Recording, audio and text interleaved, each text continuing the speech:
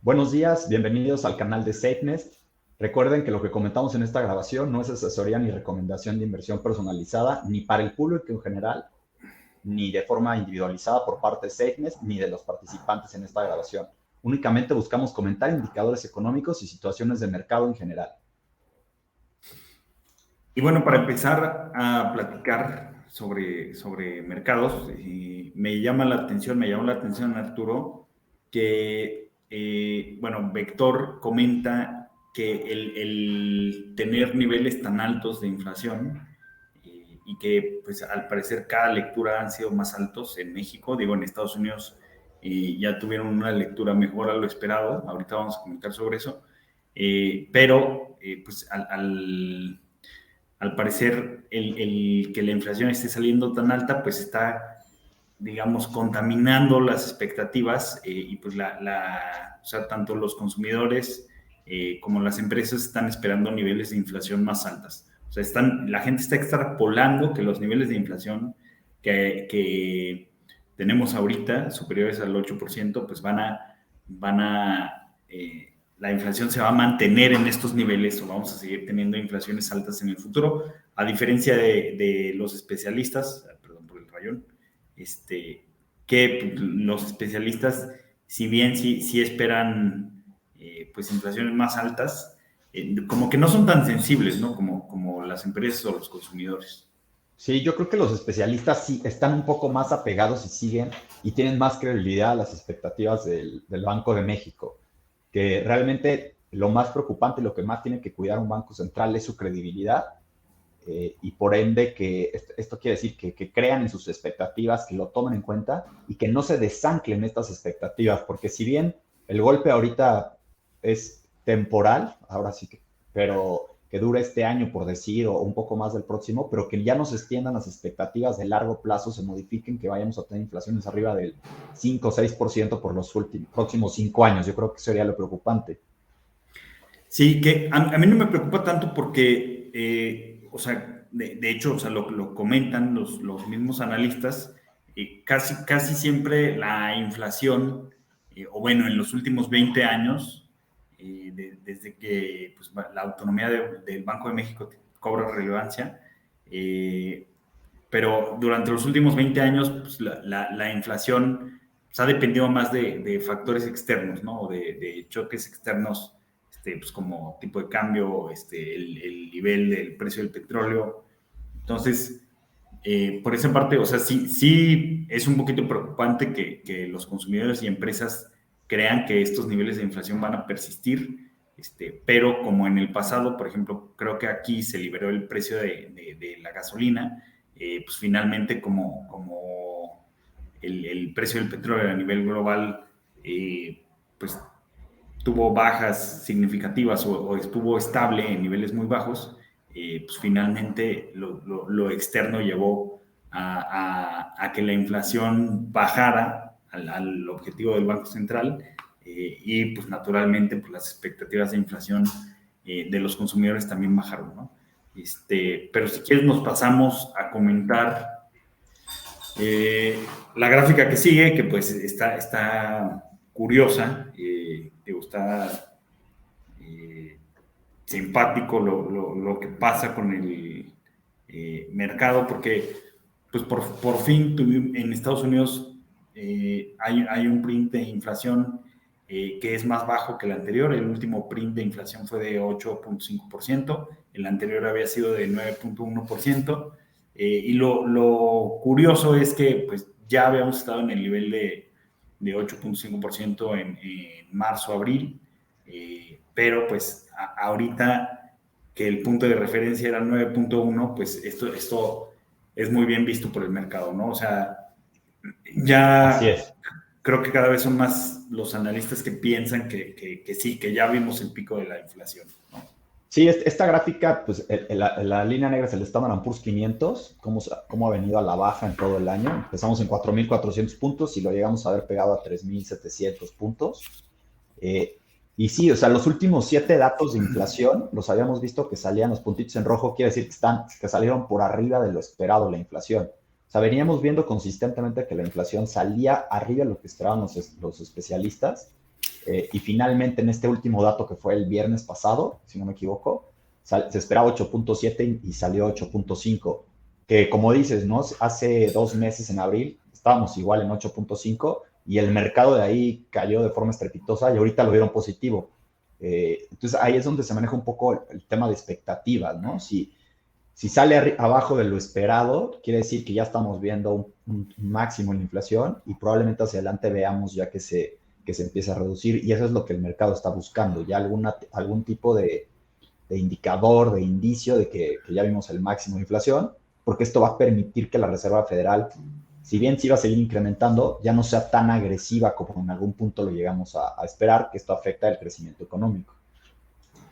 Sí, no, esto baja el miedo que tiene la gente y los inversionistas pues de que la Fed sea muy agresiva, de que la Fed tenga que adoptar pues sí, un stance tipo Paul Volcker y pues induzca una recesión, ¿no? Que pues ellos lo que quieren y lo que intentan o lo que están intentando pues es tener el famoso soft landing, ¿no? O sea, que puedan subir las tasas de interés, que puedan llegar a una política monetaria restrictiva, porque ahorita dicen que es neutral, no es restrictiva, ¿no?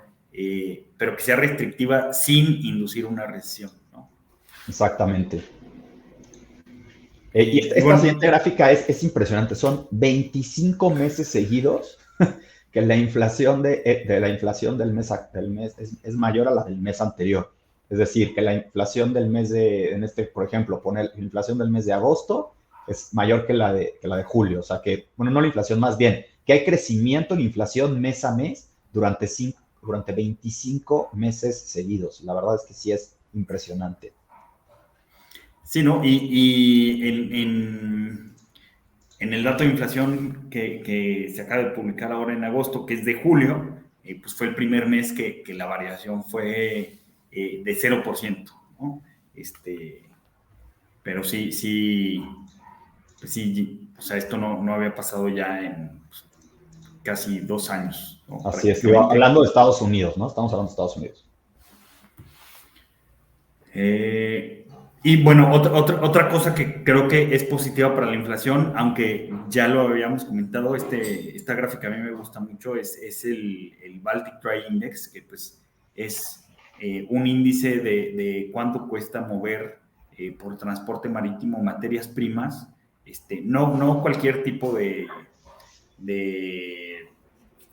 mercancía, simplemente materias primas, pero pues vemos que pues ha seguido disminuyendo de una forma importante, que, o sea, para mí, yo como lo leo, es que pues, los problemas de la cadena de suministro pues ya están desahogando o ya se está resolviendo el tema de la cadena de suministro. Creo que esto es importante porque China sigue con una política de cero COVID. O sea, China sigue aislado y cerrado al resto del mundo, tiene sus propios problemas, pero bueno, pues parece que las cosas ya se están acomodando. Recordemos que el año pasado, miren aquí, o sea, justo aquí vemos el pico el año pasado cuando pasó lo del barco, el Ever Given, que se atoró en el canal de Panamá, perdón, en el canal De de Suez. Suez, no de Panamá,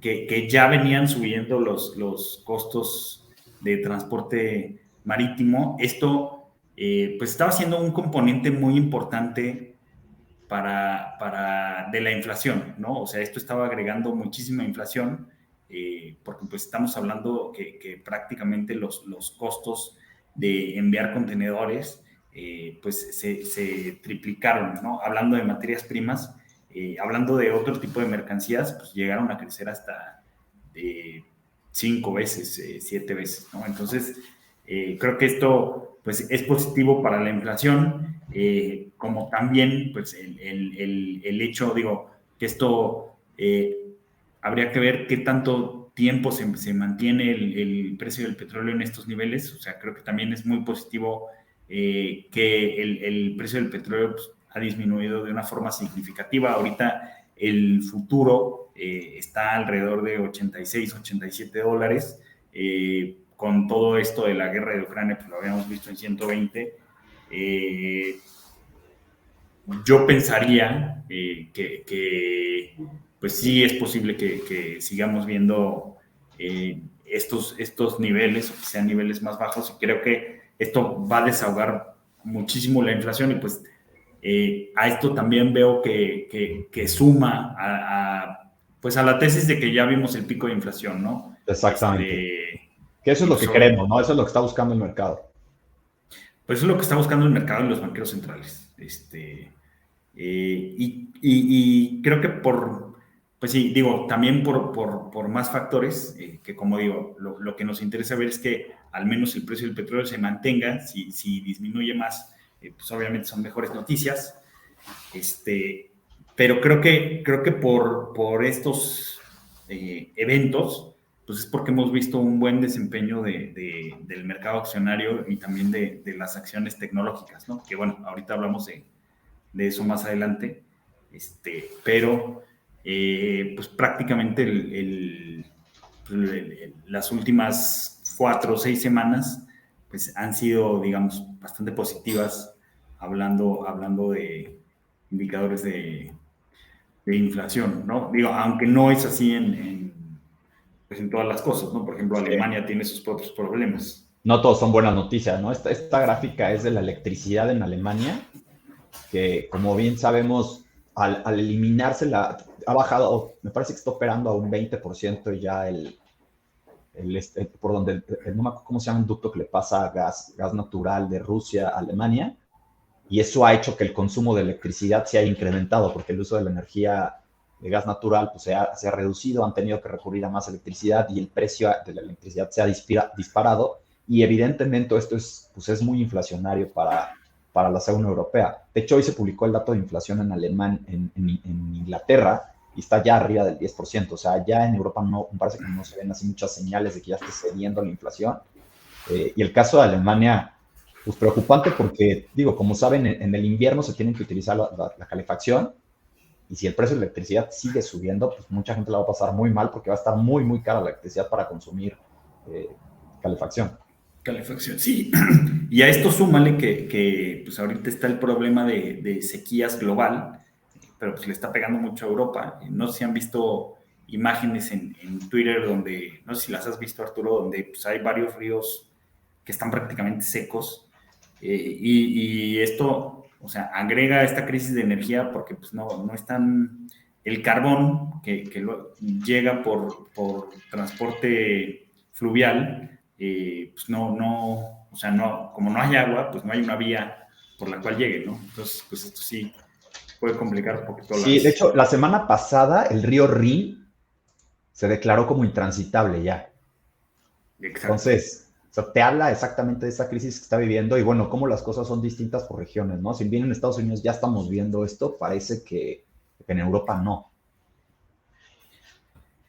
Y regresando a Estados Unidos, pues también otra cosa que pues tiene sus matices, o sea, esto es malo para la actividad económica, pero pues es bueno para la inflación.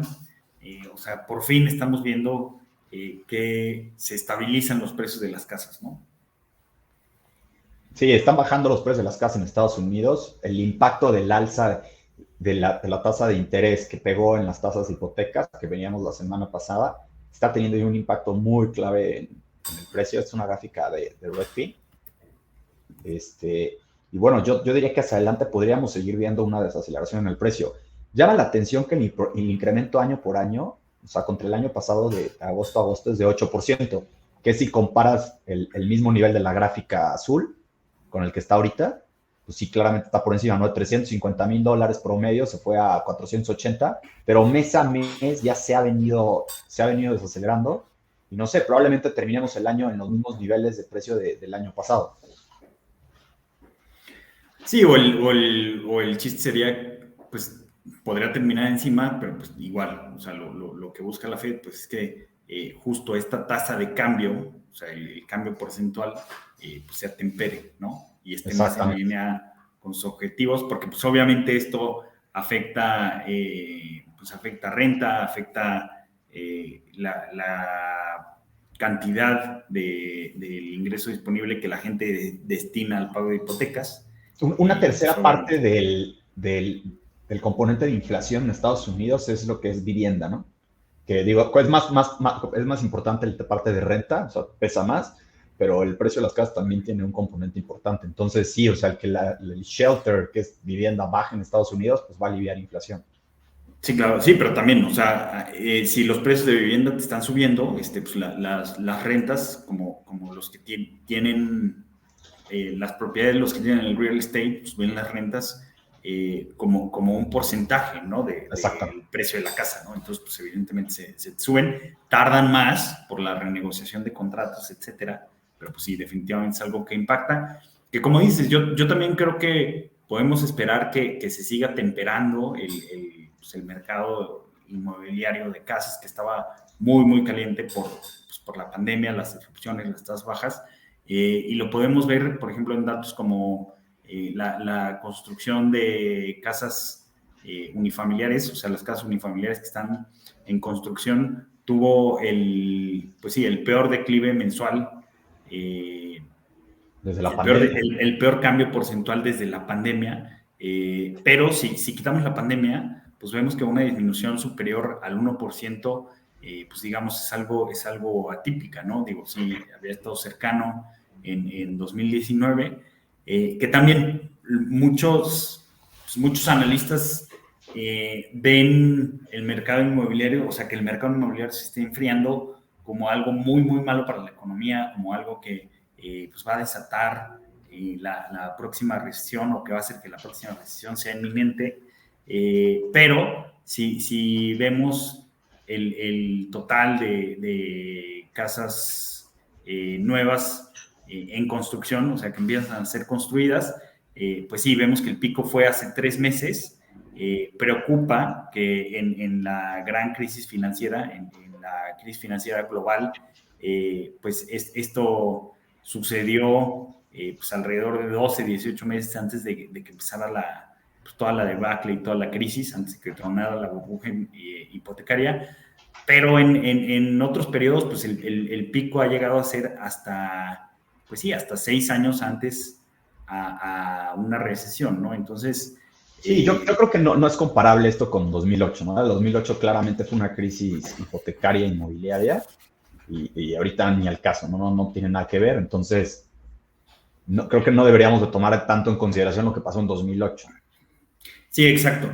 Que sí es muy importante el mercado inmobiliario, o sea, no solo en la inflación, por ejemplo, también en la actividad económica, también me parece que representa una tercera parte o más de la actividad económica por todo lo que se deriva de esto, ¿no?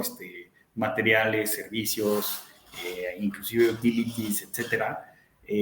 Pero creo que pues ahorita, digo, esto es solo un dato, ¿no? No estamos viendo que todos los datos se están deteriorando. Por ejemplo, algo positivo, pues es que el dato de producción industrial que salió hace unos días, pues la producción industrial salió en niveles máximos pues de hace... pues sí, me parece que de niveles máximos de 10 años de la última década. La capacidad industrial se incrementó, o sea, se está utilizando más capacidad industrial en Estados Unidos. Esto pues, podríamos hacer una lectura de que nos habla de una economía fuerte, y pues bueno, el bemol en esto es que pues la producción industrial hizo pico antes o sea, justo cuando empezó la recesión de la crisis financiera global, y pues también había hecho pico pues casi 2 años antes de la pandemia, ¿no? Pero pues bueno. Pues no sabemos si va a ser pico o no, esa es la realidad. Sí, no sabemos si va a ser pico o no, pero pues al menos todavía, o sea, hablando de un nowcasting, pues es de los datos positivos en la economía. En esta gráfica es una de Bank of America, donde hacen una encuesta a los manejadores de activos, a los fund managers, es decir, a los que toman decisiones de inversión por sus clientes, que manejan fondos de inversión, que manejan cuentas de clientes. Y lo que hacen es preguntarles si están tomando más o menos riesgo del que normalmente tomarían en sus portafolios, en estos portafolios que manejan. Llegamos a ver prácticamente que en junio que estaban tomando 60% menos riesgo de lo que suelen tomar regularmente, lo que es un nivel histórico desde que se empieza a hacer esta encuesta, y te habla del nivel de pesimismo que había en el mercado. Si bien en la gráfica pues, claramente se ve que está mucho más sesgada a que sean negativos que positivos, a pesar de que el mercado sube en el largo plazo, pero siempre están sesgados a ser negativos. Pues bueno, puede ser un indicador contrarian de que al haber estado tantos tan negativos, pues ya habíamos visto el límite en negatividad. Y importante de que ya actualmente, en la última encuesta que se levantó, ya estamos ligeramente, se subió de menos 60% a 47%, o sea, mejoró ya en 11 puntos base la negatividad. Está el mercado menos negativo de lo que estuvo el mes pasado, lo cual pues hace sentido con que el mercado ha recuperado. Sí, yo opino como tú. O sea, yo creo que es un indicador contrarian, que los indicadores contrarian no son perfectos. Por ejemplo, aquí los manejadores estaban muy pesimistas en diciembre de 2008, que bueno, sabemos que el mercado siguió cayendo hasta marzo de 2019, todavía algunos meses más, pero pues bueno, ya tenías niveles que resultaron ser muy buenos niveles de compra hacia el futuro, ¿no? Igual en la pandemia, pues donde se pusieron muy pesimistas y donde empezaron a disminuir riesgos, pues fue en abril de 2020. O sea, que pues somos personas y pues vamos actuando conforme van sucediendo las cosas, conforme lo vamos sintiendo, y los manejadores no son perfectos, ¿no? Mientras sus portafolios iban disminuyendo en valor, iban tomando menos riesgo, aunque la teoría dice que deberías de tomar más riesgo, y pues aquí igual, ¿no? O sea, después de un bear market que tuvieron el Standard & Poor's y el Nasdaq, pues empezaron a disminuir su riesgo, y pues ahora que el mercado rebotó, lo han incrementado, ¿no? Que esto se complementa también, o sea, esta gráfica y estas anotaciones me parecieron muy interesantes, con el porcentaje de manejadores de fondos que están diciendo que una recesión es probable dentro de los siguientes 12 meses. Pues este indicador de difusión estaba pues muy alto, o sea, prácticamente en máximos en su tiempo en marzo de 2009. Aquí el mercado pues prácticamente hizo piso, la recesión estaba por terminar, y pues también tuvo un spike muy importante en abril de 2020. En marzo de 2020 el mercado había caído en un par de semanas 33%. En abril veían una recesión inminente para los próximos 12 meses, y digo, obviamente, pues aquí pues tuvo mucho que ver la respuesta del Tesoro de Estados Unidos y de la Reserva Federal, pero prácticamente la recesión terminó, ¿no? Entonces, igual esto yo creo que suma pues a una batería de indicadores contrarian, donde pues pudiera ser que las cosas no estén tan mal para las acciones, ¿no? Desde mi punto de vista personal, que pues esto también lo complemento con el nivel de efectivo que tienen los manejadores de fondos. Miren, si se fijan también, más o menos, cuando las cosas van muy mal, cayeron mucho y perdieron mucho dinero, hacen más efectivo, como en diciembre de 2008. Creo que aquí el mercado también no le había ido bien, porque el año pasado había habido un tema con la calificación de Estados Unidos, que la bajaron de AAA a AA. En abril de 2020 también los manejadores de fondos levantaron pues, un nivel relevante de efectivo en los portafolios, y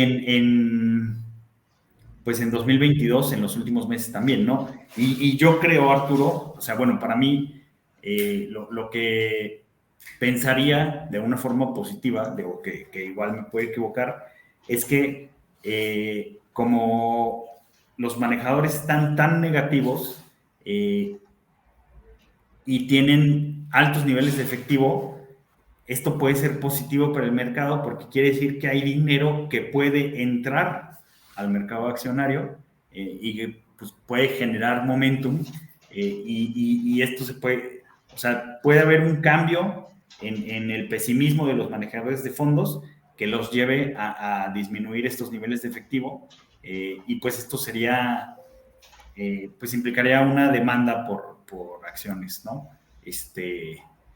Que igual, pues esto también lo podemos ver en los manejadores que dicen que están sobreponderados o sobrecargados en acciones.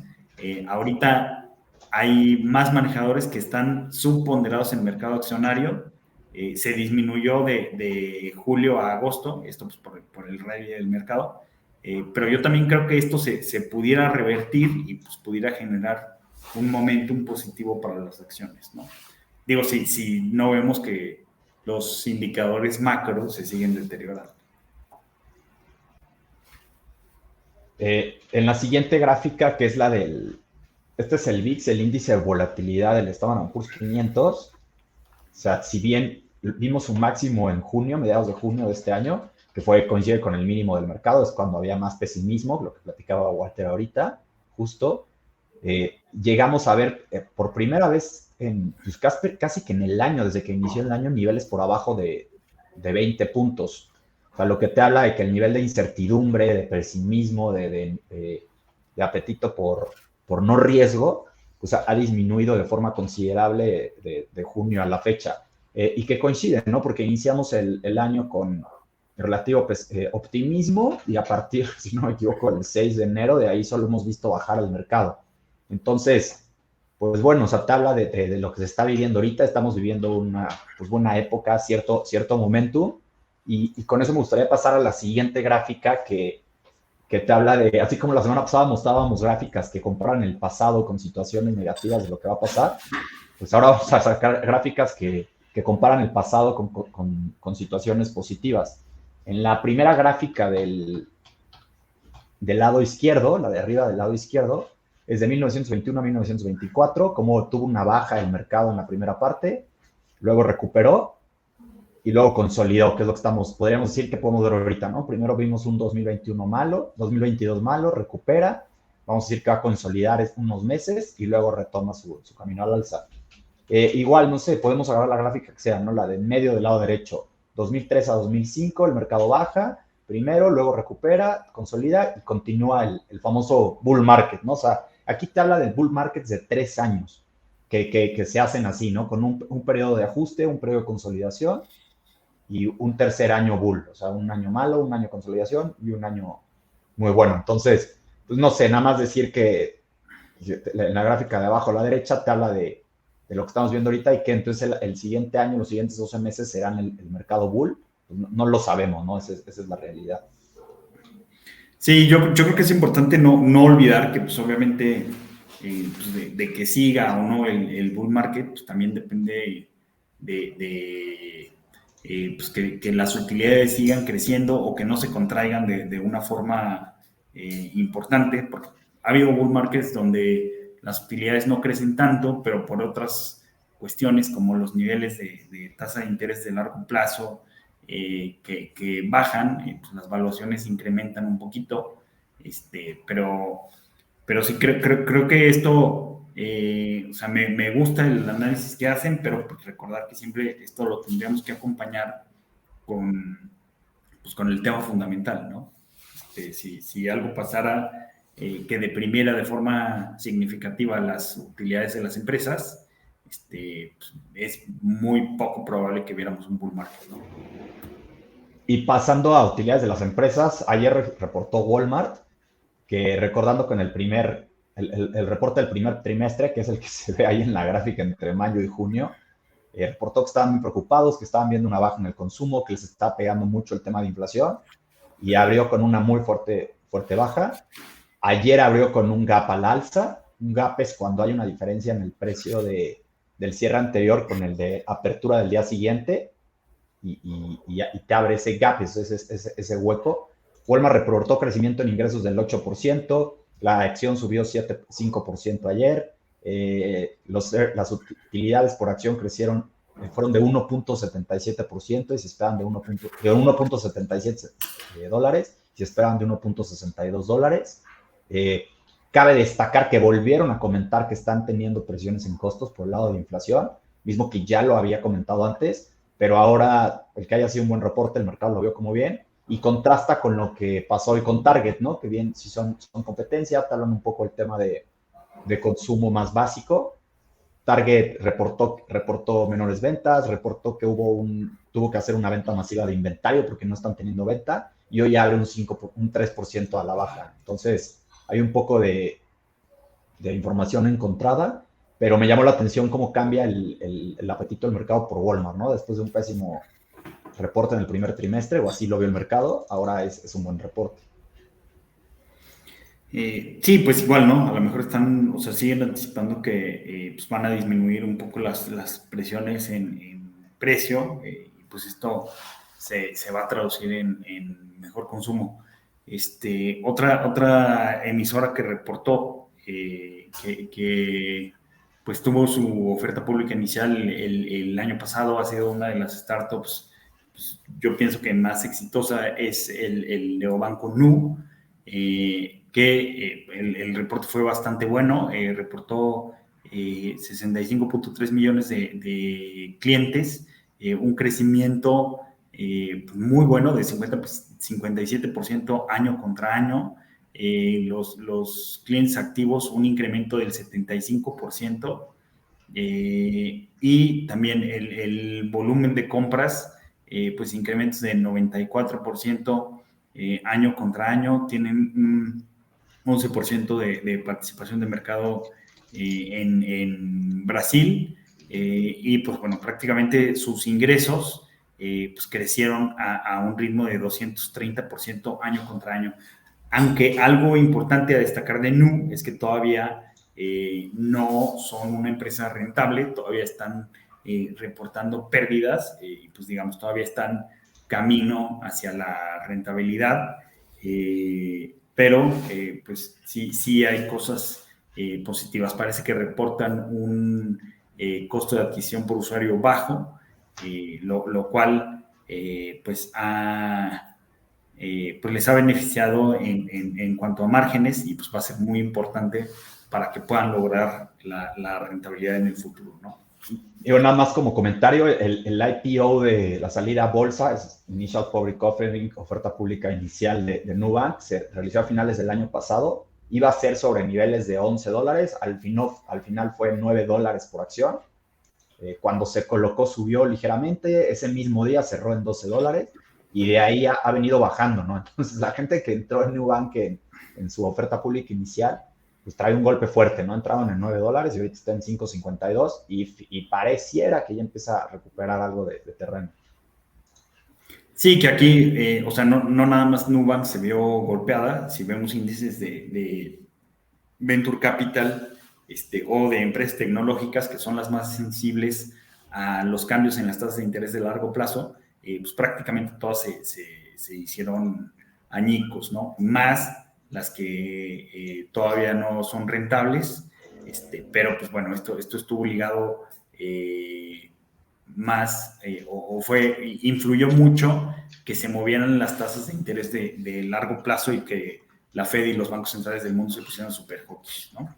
Pero pues bueno, vamos a ver a futuro, a ver qué sucede con Nu, cuándo logran la rentabilidad y si esto se traduce en buenos precios para la acción. Y entre otras cosas, Arturo, que pues bueno, a mí me molesta un poquito que sucedan este tipo de cosas, porque pues no lo dejo de ver como manipulación de mercado. Parece que hay un regreso de las meme stock, de las meme stock, y parece que ahora están pues manipulando, exprimiendo Bed Bath & Beyond. Hubo pues un repunte en el volumen de opciones call, que son derivados para comprar acciones en futuro de Bed Bath & Beyond, que los especuladores lo pueden utilizar como cierto tipo de apalancamiento, y pues podemos ver que la acción de estar en $5 llegó a estar en $28.60, De hecho, esta gráfica la puse antes de la apertura del día de hoy, pero déjame checo en qué nivel está ahorita, porque según yo otra vez estaba, pues iba a abrir más o menos como 30% arriba,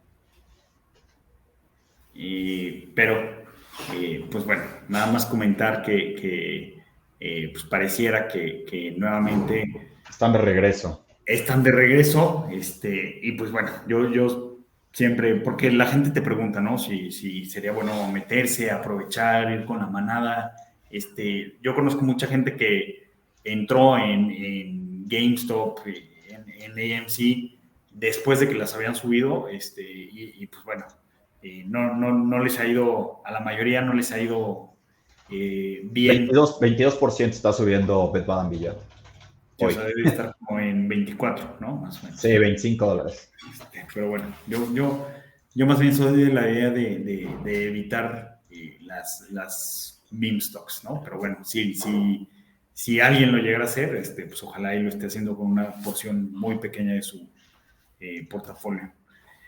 Y bueno, como habíamos comentado, o sea, con todo esto de prints de inflación más bajos, volatilidad baja, el mercado descontando que quizá ya vimos el pico de inflación, si bien los manejadores de fondos, esta gráfica no la pusimos, siguen esperando que va a haber tasas más altas de corto plazo, pero están esperando niveles de inflación más bajos digamos, más adelante, ¿no? Para los próximos 12 meses. Esto pues se ha traducido en un rally pues, bastante bueno para los mercados accionarios. El Nasdaq desde el 16 de junio ha subido pues más de 20%, prácticamente cortó a la mitad las pérdidas que llevaba en el año. En el año pues había caído más o menos un 31-32%. Al cierre de ayer ya solo llevaba un desempeño en el año de menos 16%. Y pues bueno, el Standard & Poor's también de llegar a caer 24% al cierre de ayer, pues se encontraba cayendo en lo que va del año un mes menos 9.67%. La bolsa mexicana, pues en niveles similares, traía un spread importante contra los mercados estadounidenses. Pero pues bueno, ese spread ahorita se ha cerrado. Yo, si bien pues no saben lo que opinamos de las predicciones y de los forecasts, yo no creo mucho en los forecasts, pero pues podríamos pensar que lo más complicado en el año ya lo vimos, aunque hay mucha gente y estamos escuchando mucho que pues estos rallies pues pueden ser bear market rallies, ¿no? O sea, que pueden ser alzas que nada más son una continuación en la caída de los mercados, que no es mi tesis principal de inversión, pero pues bueno, es algo que la gente está comentando, ¿no? Sí, luego esta gráfica es la recompra de acciones de Apple. O sea, es impresionante la cantidad de acciones que ha comprado Apple del 2010 a la fecha. O sea, nada más para que, digo, no sé si lo había visto, que se den una idea. O sea, han comprado 522 mil millones de dólares de acciones en los últimos 10 años, lo que representa que es mayor a 494 empresas del Standard & Poor's 500. O sea, el monto total de recompra de acciones es mayor al market cap de 494 acciones del Standard & Poor's 500. O sea, es brutal lo que ha comprado Apple de acciones. Y si te pasa a la siguiente gráfica, también es brutal el tamaño que tiene Apple. Apple representa ahorita el 7.3% del Standard & Poor's 500, que es un máximo histórico, es lo máximo que ha pesado una empresa pues ahora sí que en toda la historia. El máximo anterior lo tenía IBM en 1985. Y digo, aquí ya no puse la gráfica, pero el valor de capitalización de Apple es de 2.76 trillones de dólares y el de Microsoft es 2.17 trillones de dólares. O sea, entre los dos son 4.94 trillones de dólares, que es mayor al valor de capitalización del Russell 2000, que es 3.19 trillones de dólares. O sea, 2 empresas pesan más que todas las 2000 que están en el Russell 2000 en Estados Unidos. Que son las empresas de pequeña capitalización, ¿no? De pequeña capitalización. Que, pues igual, como ya lo vimos, por lo que pesa Apple en el Standard & Poor's 500 y por la recuperación que ha tenido su acción, que pues está a poco de estar positiva en lo que va del año, pues ha contribuido de manera significativa a la recuperación del índice, ¿no? Pero bueno, también han contribuido otras empresas. Algunos ven como pues malo o signo de pues sí, de catástrofe. O sea, muchos analistas ven mal que el Standard & Poor's esté tan concentrado en ciertas empresas. La verdad es que yo he visto pues qué pasó cuando estaba muy concentrado en IBM y en otras empresas, y la verdad es que esto no fue algo digamos relevante o que influyera en el desempeño de los siguientes años en el Standard & Poor's, ¿no? Entonces, si bien es pues un dato importante, los rendimientos, el desempeño del Standard & Poor's pues, sí, no va a tener nada que ver con eso, sí, de acuerdo. Muy bien. Sí. Pues bueno, sería todo por esta semana. Muchísimas gracias. Gracias, Walter. Gracias, Arturo. Y bueno, pues nos vemos la siguiente semana. Hasta luego. Bye.